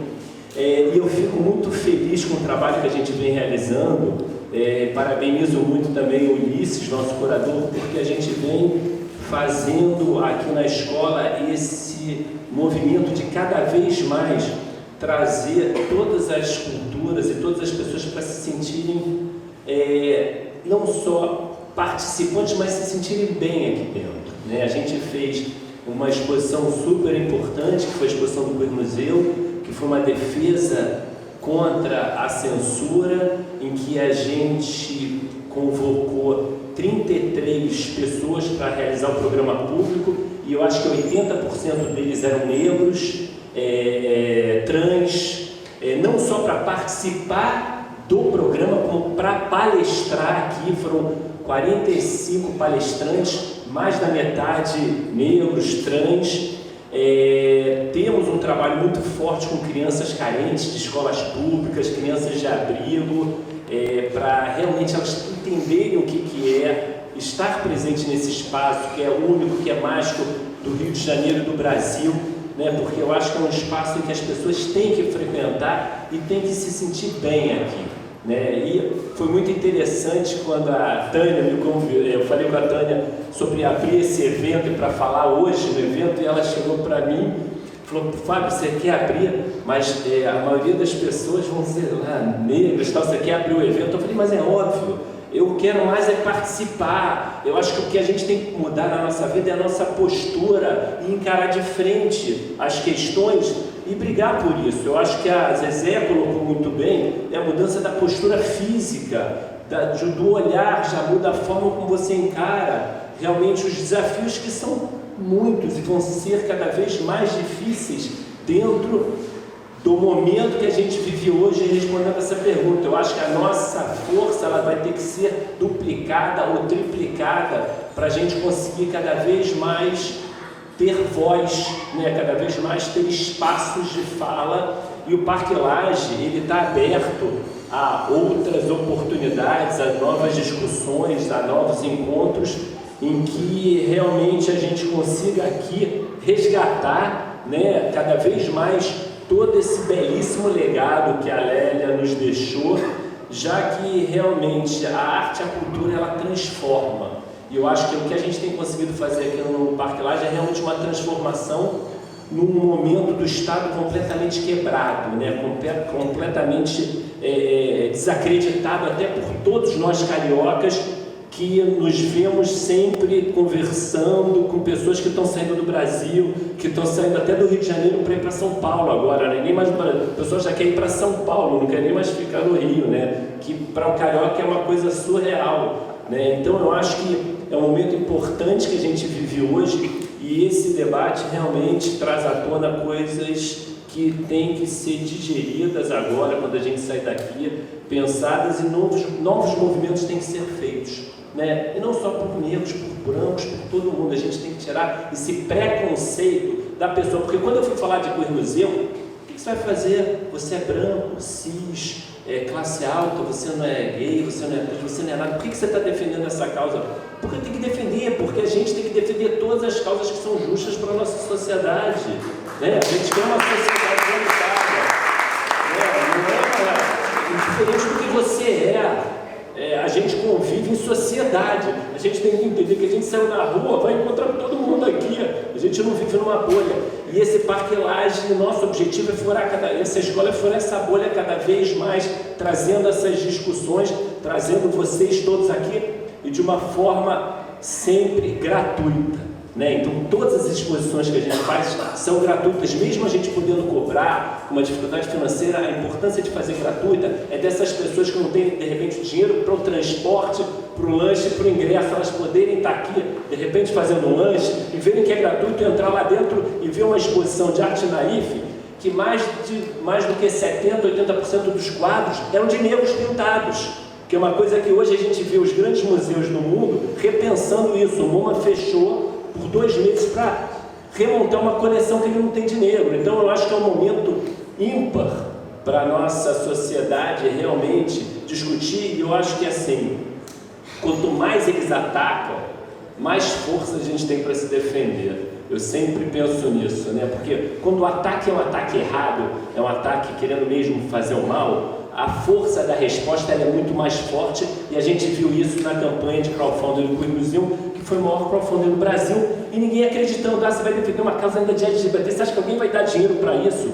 É a forma, é o conceito que a gente tem que ter, porque as pessoas elas são sensíveis a isso, indiferente da cor e da religião, porque elas sabem que elas vão viver em sociedade, vão ter filhos, vão ter família. Muito obrigado. Então, só para concluir, gostaria de agradecer a presença de todas e todos aqui. Gostaria de agradecer formalmente a sua existência. Sua presença. Ela quer que eu chore, mas... Raquel, maravilhosa.